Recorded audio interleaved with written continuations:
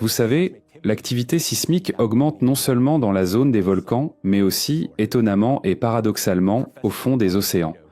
Le professeur océanologue Arthur Viterito de l'Université du Maryland a remarqué que depuis 1995, le nombre de tremblements de terre au fond des océans le long des dorsales médio-océaniques a augmenté. Et voici ce qui est intéressant.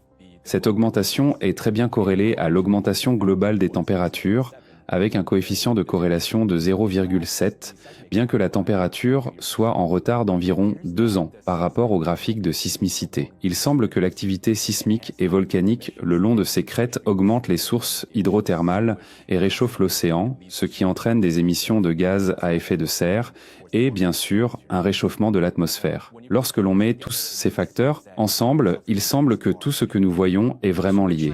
Les éruptions volcaniques et les tremblements de terre sont souvent étroitement liés. Prenez l'exemple de la ceinture de feu du Pacifique, une zone non seulement avec une activité volcanique intense, mais aussi la zone sismique la plus active. Si le nombre de tremblements de terre augmente le long des frontières des plaques lithosphériques au fond de l'océan, il est logique que cette activité augmente aussi de l'autre côté des plaques lithosphériques, n'est-ce pas? Savez-vous ce qui se passe avec l'activité sismique dans la région du Pacifique? Elle a doublé au cours des 30 dernières années. C'est une augmentation impressionnante de l'activité sismique dans la région. Et cela n'a rien à voir avec les capteurs, car le nombre de tremblements de terre forts augmente, ce qui ne peut pas être expliqué par l'augmentation du nombre ou de la sensibilité des capteurs. N'est-ce pas étonnant?